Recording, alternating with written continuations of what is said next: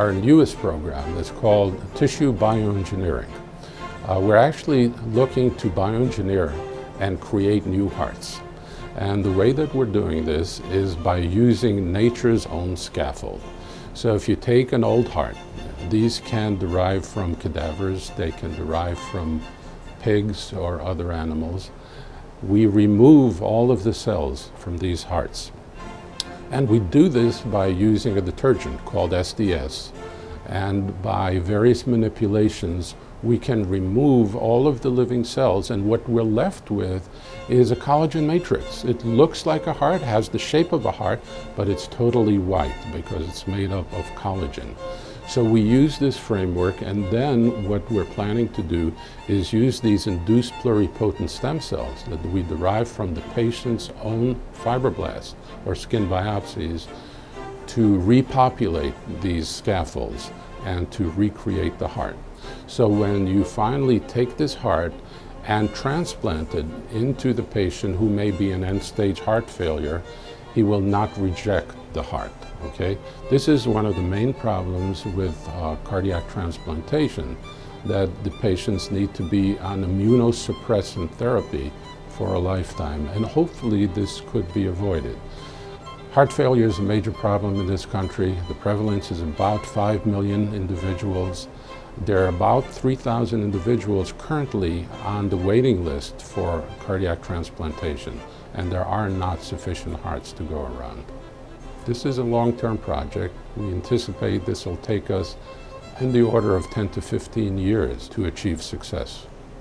There have been 2,200 citations of the work coming out of this laboratory just in 2012.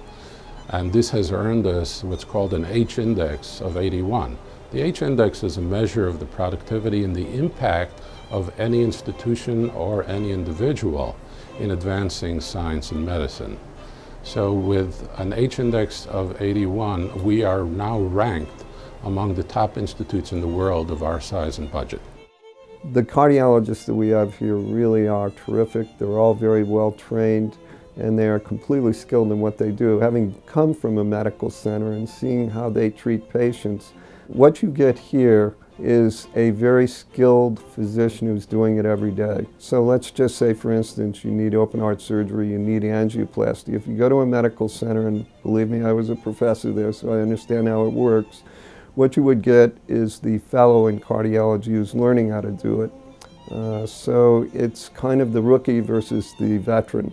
And if you're in a football game on the 99-yard line and you want to win the game, you need the veteran. And that's what you get here. You get people that are doing it every day in, day out. They're skilled, and their results speak for that.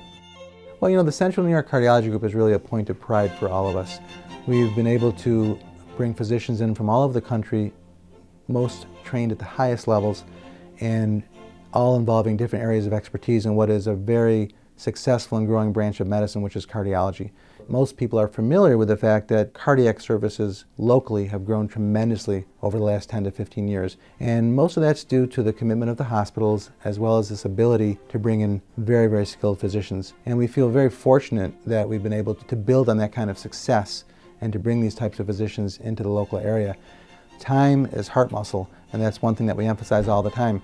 Think of the tremendous advantage we have when our ambulances, many of them manned by the Utica Fire Department, these folks are able to get information to us nowadays with an EKG that's either transmitted to us electronically so that we actually have the EKG evidence of what's happening to that patient's heart before the patient even gets to the hospital. So we mobilize our team, we have everything ready, they hit the door, and they're swept away up to the appropriate treatment suite. This is a huge advantage and has been a big change. It's one of the modern technology things that's made healthcare better, and we have it right here, and we have it in spades here with tremendous EMT personnel.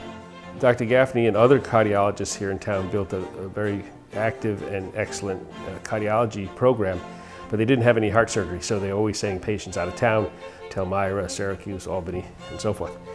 Can we deliver really high quality of care in a small town? And the answer is a resounding yes to that. And we've proven it.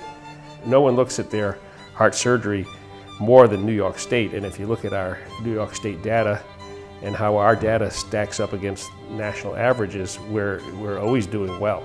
So we can prove it. But above and beyond that, I can say that we can do some things better than some places, because lots of places it's done in a very large, unfriendly, inefficient environment. There's a lot of people training to do heart surgery. It's important to know that there are some things we can't and shouldn't do, because either we don't have the equipment or we don't do enough of them. And those things I send out. So the patient doesn't ask to leave, I recommend that they leave. Another advantage of this, we've sent patients to Cleveland Clinic, we've sent patients to Mass General, different places, to Rochester and all, for certain cardiac care that's not provided here. But one thing I have to say is, the person here that you meet, the doctor who is doing the consultation, the cardiac surgeon is the one who's going to be seeing you every day. The cardiologist is seeing you every day. The anesthesiologist will be watching you every day. The person that you expect to take care of you will be following you on a daily basis, because we don't depend on residents, we don't depend on medical students, we don't depend on teaching fellows like large centers would. The person that I send you to for cardiac surgery, I know that they will be following you on a personal basis every day until you're discharged from that hospital.